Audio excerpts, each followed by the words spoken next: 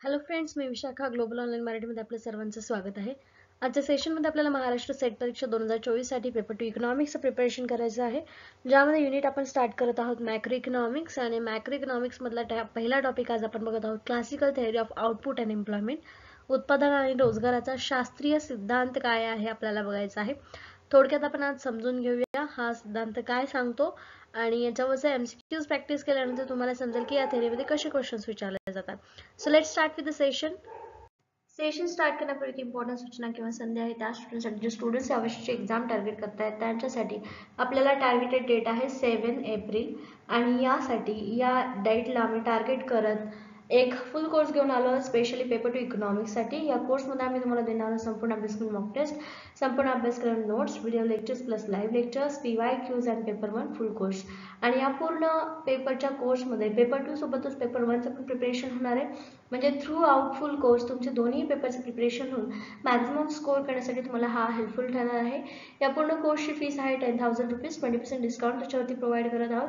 After discount त्याची fees होते 8,000 rupees. इकडे दिलेल्या व्हॉट्सअप नंबरला मेसेज करून तुम्ही लगेचच कोर्सला जॉईन होऊ शकता आणि प्रिपरेशनला सुरुवात करू शकता. किंवा प्ले स्टोरवरून ग्लोबल ऑनलाईन नावाचे ॲप डाउनलोड करा. त्याच्या सर्च बॉक्समध्ये MS सेट इकॉनॉमिक्स सर्च करा आणि लगेचच कोर्सला जॉईन व्हा. 22 तारखेपासून न्यू बॅच स्टार्ट होते, तो लवकरात लवकर रजिस्ट्रेशन स्टार्ट करा आणि आपल्या प्रिपरेशनला बूस्ट करा. लवकरात लवकर सुरू करा.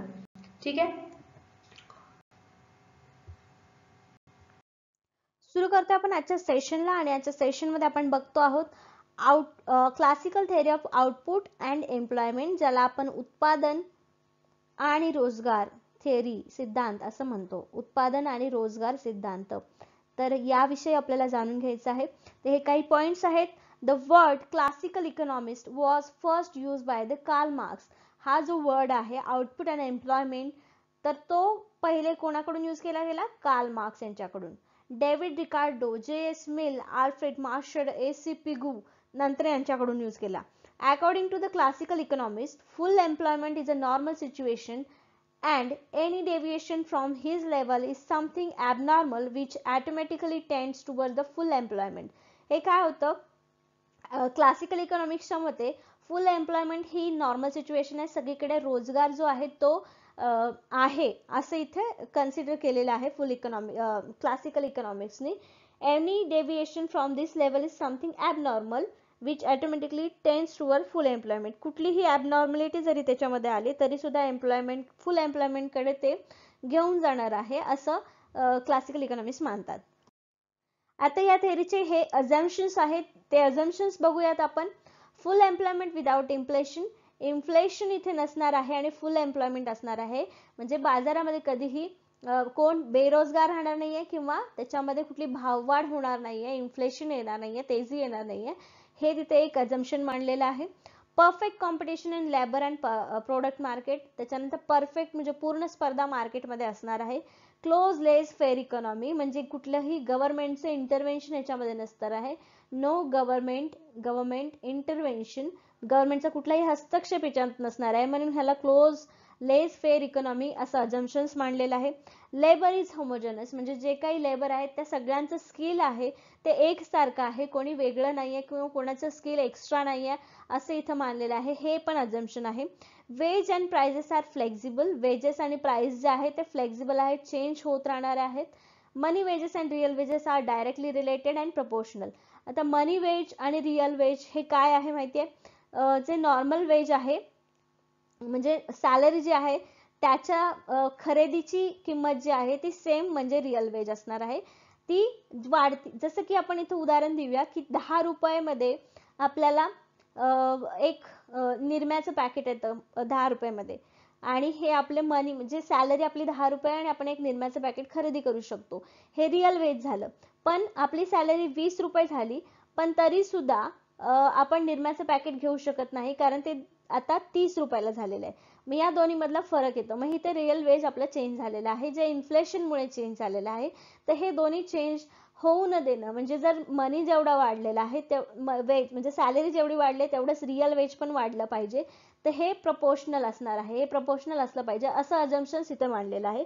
जे कधी शक्य होतं किंवा नाही पण हे अझम्पशन्स आपण मांडलं मानलं तरच ही थेरी लागू होते. ओके, लॉंग रन इथे आपण अजम केलेला आहे, मोठी म्हणजे लॉंग टर्म यूज केलेला आहे. Saving is equal to investment, जेवढी आपण सेव्हिंग्स करू ती सगळी इन्व्हेस्टमेंट आहे असं देखील आपण इथे अज्युम करणार आहोत. लॉ ऑफ डिमिनिशिंग रिटर्न्स, आणि लेबरचे जो काही हे आहे रिटर्न मिळणार आहे तो सुद्धा डिमिनिशिंग वाला आहे, म्हणजे एका ठराविक काळानंतर तो कमी होत राहणार आहे असं देखील इथे आपण अज्युम केलेलं आहे. ओके, क्लासिकल इकॉनॉमिक्सचं असं म्हणणं आहे फुल एम्प्लॉयमेंटची स्थिती आणण्यासाठी वेजेस मध्ये कट करणं हे एक मार्ग आहे त्याच्यावरती, म्हणून ते दिलेलं आहे वेज प्राइस फ्लेक्झिबिलिटी. वेज म्हणजे सॅलरी किंवा पगार किंवा हे आपण म्हणतो, तर प्राइस फ्लेक्झिबिलिटी आहे म्हणजे वेजेस कमी जास्त केले तर एम्प्लॉयमेंट तिथे येईल असं क्लासिकल इकॉनॉमिक्सचं म्हणणं आहे. The money wage cut policy to solve the problem of unemployment, money wage cut policy इथे यूज केली जाते कशासाठी, तर अनएम्प्लॉयमेंट म्हणजे बेरोजगारीची समस्या सोडवण्यासाठी इथे वापरली जाते. The classical economics believed that involuntary unemployment, if exists in economy, was a consequence to rigid wage structure. If wages are lowered sufficiently, involuntary unemployed would disappear. कसं आहे, वेजेस जे आहेत ते सध्या अवेलेबल आहेत.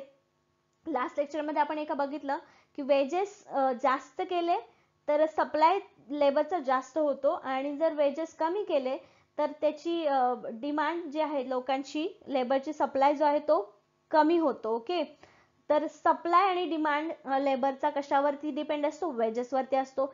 हे देखील आपल्याला समजलं एका लेक्चरमध्ये. त्यामुळे वेजेस जे आहेत ते एम्प्लॉयमेंट किंवा फुल एम्प्लॉयमेंटची सिच्युएशन आणण्यासाठी कारणीभूत ठरतात किंवा ते आपल्याला हेल्प करू शकतात.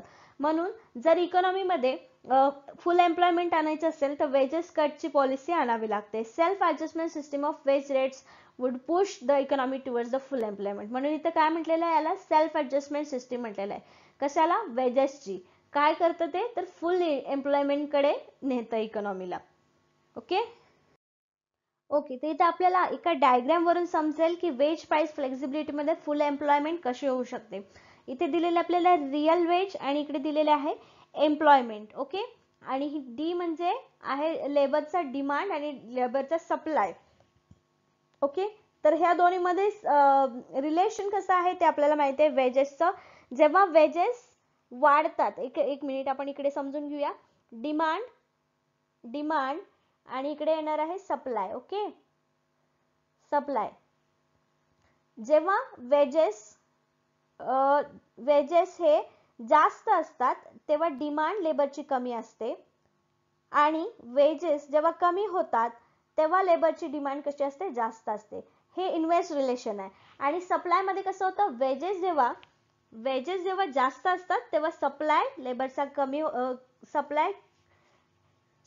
वेजेस जेव्हा जास्त असतात तेव्हा लेबरचा सप्लाय सुद्धा जास्त असतो, आणि वेजेस जेव्हा कमी असतात तेव्हा लेबरचा सप्लाय सुद्धा कमी असतो. ओके, या दोन्ही मध्ये सेम साईडचं रिलेशन आहे. मग इकडे काय दाखवलेलं आहे आपल्याला, वेजेस आणि इकडे लेबरचा सप्लाय दाखवलेला आहे. Okay, employment. आणि मग एका ठिकाणी असा पॉइंट येतो जिथं लेबरची डिमांड आणि लेबरचा सप्लाय दोन्ही सुद्धा आपल्याला एका पॉइंटला मिळतात, जे ई पॉइंटला मिळतात. म्हणजे ही जी असणार आहे तो आपला इक्विलिब्रियम पॉइंट असणार आहे. वेज प्राइस फ्लेक्झिबिलिटी म्हणजे त्या वेजला तेवढे एम्प्लॉई आपल्याला मिळणार आहेत आणि आपलं तिथे काम होणार आहे, म्हणजे तिथे बरोबर एम्प्लॉयमेंट मिळणार आहे. त्या वेजेसला, त्या प्राइसच्या वेजला आपल्याला एम्प्लॉयमेंट फुल मिळणार आहे, आणि तो इक्विलिब्रियम पॉइंट म्हणजे क्लासिकल इकॉनॉमिक्सच्या मते फुल एम्प्लॉयमेंट असणार आहे. ओके, तर इथे वेज अजून फ्लेक्झिबिलिटी मध्ये काय काय पॉइंट्स आपण कव्हर करू शकतो. The lapses from full employment level are removed automatically by the working of price mechanism. जसं जसं प्राइस मेकॅनिझम काम करतं तसं तसं बरोबर फुल एम्प्लॉयमेंट लेवलला येत असते. जसं की आपण डिमांड आणि सप्लाय बघितली लेबरची वेजेसनुसार होत असते आणि फुल एम्प्लॉयमेंट मग होत असते. Changes in money wages and real wages are directly related and proportional. तर मनी वेजेस आणि रिअल वेजेस आपण अजम्पशन्स बघताना बघितलं. एक्झाम्पल घेतलं होतं निरम्याचं 10 रुपीज आणि 20 रुपीज, आणि निरमा होता 10 रुपयाला, नंतर तो 30 रुपयाला झाला, आणि ह्या दोन्हीमध्ये फरक आला. तर तो फरक न येता या दोन्हीमध्ये प्रोपोर्शनली वाढ होत असेल तर तो फुल एम्प्लॉयमेंटला चांगला असतो. Okay, unemployment cut in money wedges. जर अनएम्प्लॉयमेंट असेल तर आपल्याला वेजेस कमी करावे लागतील, म्हणजे लेबर जास्त वाढवू शकतो आपण. The real wage is also reduce. जर मनीमध्ये वेजमध्ये कट झाला तर रिअल वेज सुद्धा कमी होणार आहे. Reduces unemployment. आणि ही प्रोसेस जर ही सिच्युएशन कशी होणार आहे, अनएम्प्लॉयमेंट रिड्यूस करण्यासाठी आपल्याला हेल्प करणार आहे आणि ऑटोमॅटिकली तिथे कशी येणार आहे, फुल एम्प्लॉयमेंट येणार आहे. बरोबर. जसं की आपल्या रूलनुसार किंवा वेजेसच्या रिलेशननुसार वेजेस कमी केले तर, म्हणजे कट केला मनीमध्ये वेजेस जर कमी केले तर सप्लाय त्याचा कमी होईल, पण डिमांड जी आहे ती वाढेल आणि डिमांड वाढल्यामुळे मग अनएम्प्लॉयमेंट कमी व्हायला तिथे मदत होईल आणि फुल एम्प्लॉयमेंटसाठी हेल्प होईल. Okay. Determination of output and employment. आता याच्यामध्ये एम्प्लॉयमेंट आणि आउटपुट मध्ये अजून एक फंक्शन आपल्याला कळतं, जे total output is increasing function number of workers. म्हणजे नंबर ऑफ वर्कर्स वाढले, लेबरचे नंबर वाढले तर आपलं टोटल आउटपुट आहे ते सुद्धा वाढतं. हे आपल्याला ह्या फंक्शन वरून समजतं. इथे आपल्याला एक फंक्शन दिलेलं आहे. क्यू म्हणजे टोटल नंबर किंवा टोटल आउटपुट आहे, हे फंक्शन आहे. के म्हणजे कॅपिटल आहे, टी म्हणजे टेक्निकल नॉलेज आहे, एन म्हणजे लेबरचे नंबर आहे की नंबर ऑफ वर्कर्स आहेत. ओके. तर कॅपिटल के आणि टी टेक्निकल नॉलेज हे कॉन्स्टंट आहेत. कसे आहेत, हे दोन कॉन्स्टंट आहेत. ओके. आणि नंबर ऑफ वर्कर्स जे आहेत ते चेंज होत राहणार आहे या आउटपुट टोटल आउटपुट मध्ये, आणि मग त्याच्यामुळे हा नंबर चेंज झाल्यामुळे इकडे टोटल आउटपुट सुद्धा आपल्याला चेंज झालेला मिळणार आहे. हे फंक्शन आपल्याला सांगत आहे. In short run, the total output is increasing function of the number of workers given in the capital stock and technical knowledge. Okay, technical knowledge and capital stock याच्यामध्ये जे काय कॉन्स्टंट ठेवून नंबर ऑफ वर्कर्स जर बदलले तर total output सुद्धा आपल्याला वाढताना दिसेल किंवा बदलताना दिसणार आहे. आता इथे आपल्याला दिलेला आहे एक डायग्राम ज्याच्यावरून आपल्याला एक्सप्लेन करायचं आहे. Here the curve Q is equal to Fn is the production function and the total output OQ1. इथे बघतोय आपण Q is equal to Fn. Q is equal to Fn दिलेलं आहे. हे आपल्याला फंक्शन दिलेलं आहे आणि आउटपुट किती दिलेलं आहे, OQ1. OQ1 हे आउटपुट जर असेल आपलं तर corresponding to the full employment level NF ही आपली फुल एम्प्लॉयमेंट लेवल आहे इथे Q1 to NF. नंतर but when more workers NF आणि N2 हे दोन्ही वर्कर जर घेतले employed beyond the full employment level of output. आता फुल एम्प्लॉयमेंट घेतलेले इथे म्हणजे वाढवले आपण workers, increase in output Q1 आणि Q2 आणि त्याच्यामुळे मग Q1 आणि Q2 ला आपली वाढ झालेली दिसते आउटपुटची. आउटपुट सुद्धा वाढलं आहे एम्प्लॉयमेंट वाढवल्यामुळे. ओके. तर ह्या आकृतीवर आपल्याला असं समजतं की एम्प्लॉयमेंट वाढवली की आउटपुट सुद्धा वाढतं आणि मग हे फंक्शन आपल्याला इकडे मिळतं Q is equal to F in N. Okay. आता इथे JB सेचा लॉ ऑफ मार्केट आहे, तो काय आहे आपल्याला बघायचा आहे. JB से यांनी 1803 मध्ये हा लॉ मांडला. Supply creates its own demand. Okay. हा त्यांचा मेन लॉ आहे. Every output produce results in equivalent demand being generated which leads to its sales, so there is no overproduction. काय होतं, जेवढ्या वस्तू आपण बनवतो, तयार करतो, प्रोडक्शन करतो तेवढ्या त्या विकल्या जातात आणि त्या विकल्या जाव्यात किंवा याच्यासाठी प्रयत्न करण्याची गरज नाही. जेवढा स्टॉक आहे तेवढा तो संपतोच. म्हणजे सप्लाय स्वतःच त्याची डिमांड क्रिएट करतो आणि त्याचं ओव्हर प्रोडक्शनचं तिथे काही फरकच पडत नाही, असं JB सेचा लॉ सांगतो. Income which is not spent in saved and automatically invested. आणि इन्कम सुद्धा आपण सेव्ह नाही स्पेंड करतो, जे स्पेंड करत नाही ते ऑटोमॅटिकली सेव्ह होतं आणि सेव्ह झाले की ते इन्व्हेस्ट पण होतात. Okay. The leakage cause by the saving in income is made by the investment expenditure. जे लिकेज तयार होतं कारणीभूत ठरतं कशासाठी, तर सेव्हिंग इन इन्कम. इन्कम मधलं सेव्हिंग करण्यासाठी जे इन्व्हेस्टमेंट तयार होतं ते कसं होतं, ते इन्व्हेस्टमेंट एक्सपेंडिचर असतं, इन्व्हेस्टमेंट खर्च असतो तो, म्हणजे बचतीचा खर्च जो आहे तो याच्यामध्ये आपल्याला दिसून येतो. ओके.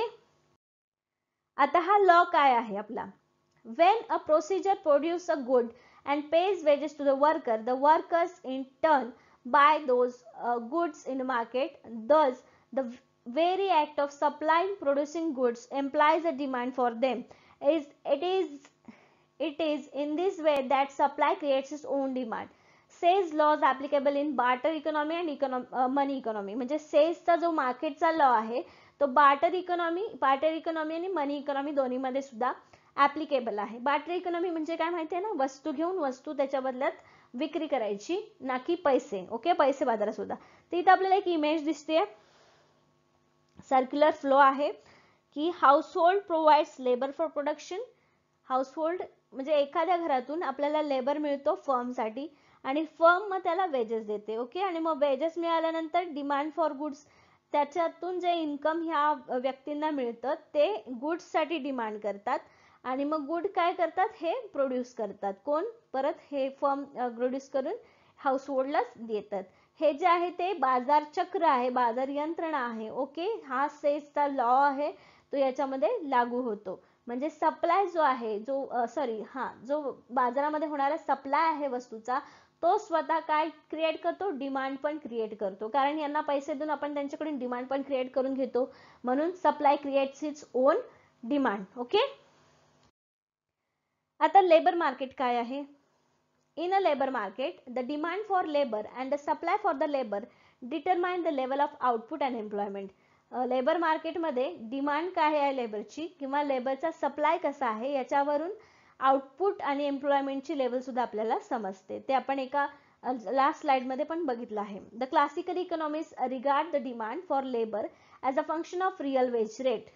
तर रिअल वेज रेटच्या फंक्शन नुसार डिमांड होत असेल लेबरची फंक्शन आहे.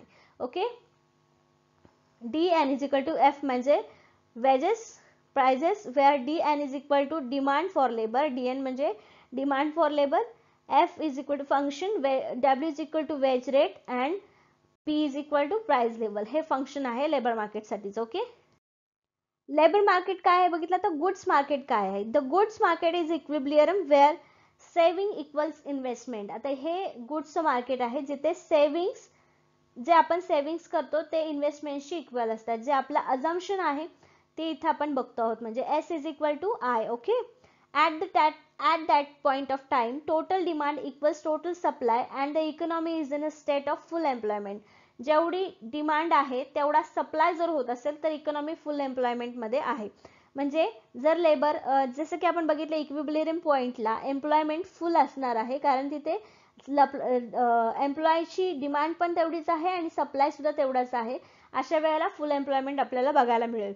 According to the classicist, what is not spent is automatically invested. म्हणजे जे काही क्लासिकल इकॉनॉमिक्सच्या मते जे पैसे आपण खर्च करत नाही ते ऑटोमॅटिकली सेव्ह होतात आणि ते इन्व्हेस्ट होतात. Okay, thus saving must be equal to investment.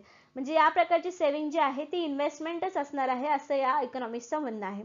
If there is any divergence between two, the equality is maintained through the mechanism of the interest rate. आणि ह्याच्यामध्ये इक्वॅलिटी जर मेंटेन करायची असेल तर ती रेट ऑफ इंटरेस्टनी मॅनेज केली जाऊ शकते. म्हणजे जर इन्व्हेस्टमेंट करायची असेल तर इन्व्हेस्टमेंटवरती जर आपल्याला इंटरेस्ट मिळत असेल तर आणखी इन्व्हेस्टमेंट वाढू शकते. ओके, आता goods market act to the them both saving and investment are the function of the interest rate. Saving and investment हे कशाचे आहेत functions? The interest rate. S is equal to I, saving is equal to investment. Okay, S is equal to function rate of interest, I is equal to function of rate of interest. To the classicist, interest is a reward for saving. Classical इकॉनॉमिक्सच्या मते interest हे reward आहे कशासाठी? सेव्हिंगसाठी.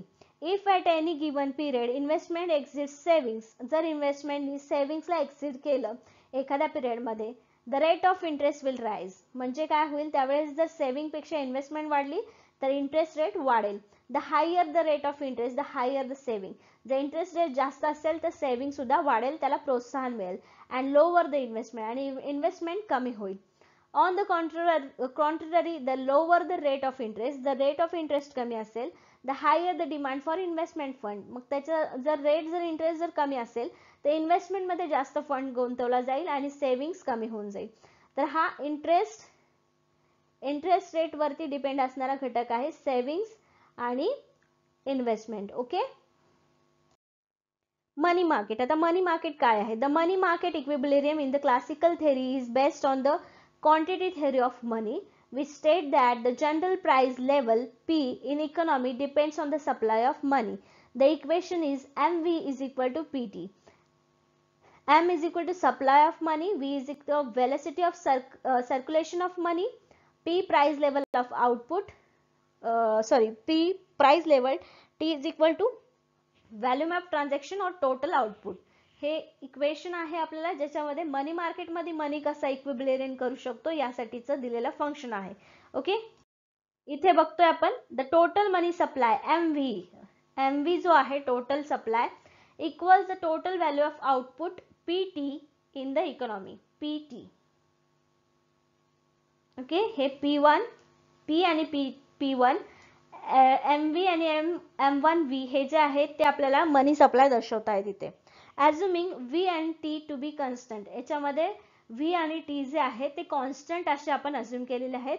अ change in supply of money, मनीच्या supply मध्ये change केला cause a proportional change in price level. म्हणजे हा जर चेंज आपण इकडे केला म्हणजे ही प्राइस P वरून P1 वरती नेली तर M वरून M1 वरती आपण लेवल चेंज करतो. दस the price level is function of the money supply. मग हे मनी सप्लायचा चेंज आपल्याला इथे दिसून येतो. ओके, प्राइस लेवल मध्ये सुद्धा चेंज होतो.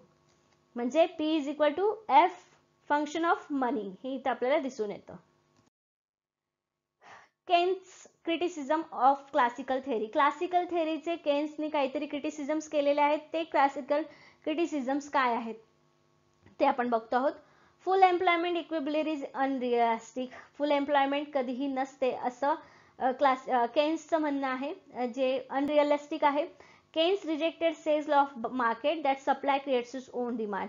सप्लाय त्याची डिमांड हे स्वतःच क्रिएट करतं. हे सुद्धा लॉ सेचा जो लॉ आहे तो सुद्धा रिजेक्ट केला आहे केन्स यांनी.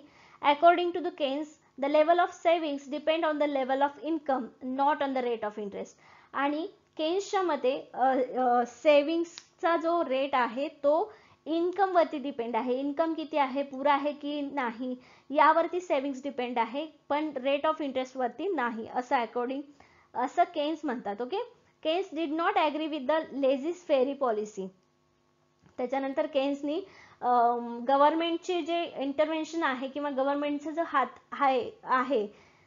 हात नाही या अजम्पशन वरती त्यांना क्रिटिसिझम केलेला आहे. According to him state intervention is necessary. Keynes यांच्या मते गव्हर्नमेंटचं इंटरव्हेन्शन जे आहे ते कंपल्सरी आहे, नेसेसरी आहे, गरजेचं आहे. Okay, Keynes refuted the Pigouvian theory that cut in money wages could achieve full employment. केन्सच्या मते पिग्युइन थेअरी जे आहे कट इन मनी वेजेस ही फुल एम्प्लॉयमेंट घेऊ शकते किंवा फुल एम्प्लॉयमेंटला प्रोत्साहन देऊ शकते. Keynes did not accept that there was a direct proportionate relationship between money wages and real wages. त्याच्यानंतर मनी वेजेस आणि रिअल वेज मध्ये प्रपोर्शनेट रिलेशन आहे हे सुद्धा त्यांनी रिजेक्ट केलेलं आहे. Okay, in the long run we are all dead. आणि लॉंग रन इथे आपण अजम केला होता या क्लासिकल थेअरी मध्ये. तर याच्यामध्ये आपण सगळे मृत असू किंवा लॉंग रन मध्ये हे सगळी प्रोसेस जी आहे ती खरी ठरणार नाही असं केन्सचं क्रिटिसिझम आहे. तर या थेअरीवरचे हे काही क्रिटिसिझम्स आहेत. ओके, तर अशा प्रकारे आजच्या सेशन मध्ये आपण काय काय बघितलं. Output and employment theory, classical theory of output and employment. Okay, त्याच्यानंतर त्याच्यामध्ये मग वेगवेगळ्या थेअरीज बघितल्या. गुड्स मार्केट बघितलं, मनी मार्केट बघितलं, सप्लाय डिमांड सेचा बाजार विषयक नियम बघितला. त्याच्यानंतर ह्या काही गोष्टी आपण आजच्या सेशनमध्ये डिस्कस केलेल्या आहे. नेक्स्ट सेशनमध्ये आपल्याला याच युनिटवरचा नेक्स्ट टॉपिक बघायचा आहे. आजच्या सेशनसाठी धन्यवाद.